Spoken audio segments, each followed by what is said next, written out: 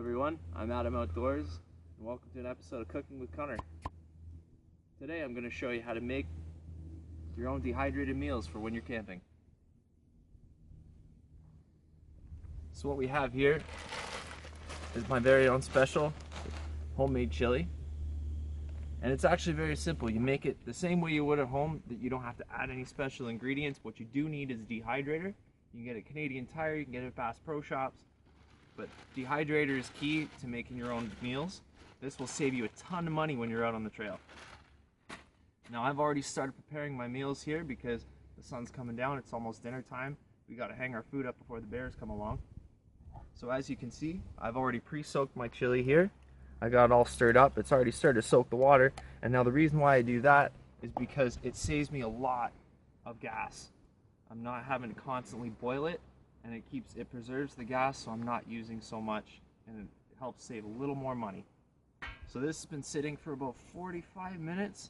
I'm about ready to light this thing up, and I'm gonna start cooking.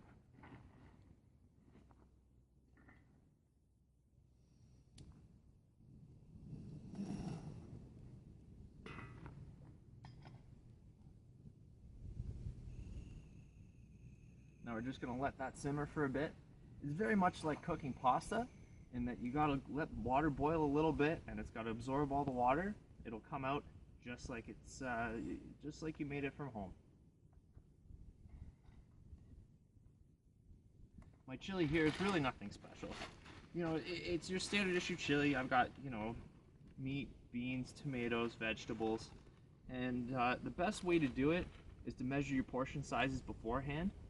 And by measuring your portion sizes ahead of time, you know you're going to be full, you're not going to have too much food, you're not going to have too little food. And being able to portion it out, you know, it also makes it easier to plan your meals.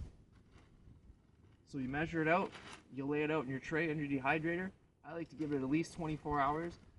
Depending on the machine you have, it might take a little more, it might take a little less. But you got to make sure that everything is dry and that there's no moisture left. When I'm done, I prefer to put it in the freezer. Just help preserve it a little bit longer until I'm ready to take it out on the trail with me. There you go.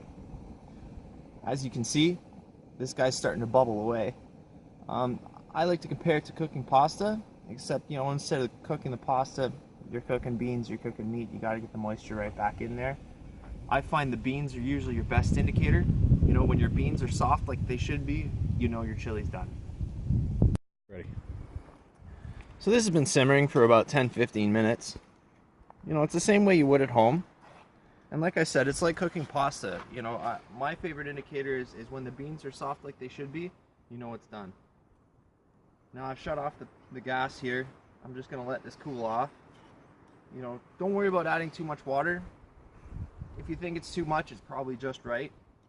And as it stands, it's going to thicken up anyway, so you don't have to worry too much about that. So here it is, all done. You can see the beans are all rehydrated. There's some corn in there, it's all rehydrated. You know, it looks absolutely delicious. This is going to be a good dinner tonight. And there you have it. So, little money saving tip for those of you out there that like to do backwoods camping. Make your own meals. You don't have to buy the freeze-dried stuff. I mean, for 30 bucks, you can make your whole weekend's worth of meals. And it'll save you a hell of a lot of money on the trail. So on behalf of Crazy Cunner, you can find me on Instagram at Adam Outdoors. My name's Adam. Bon appetit.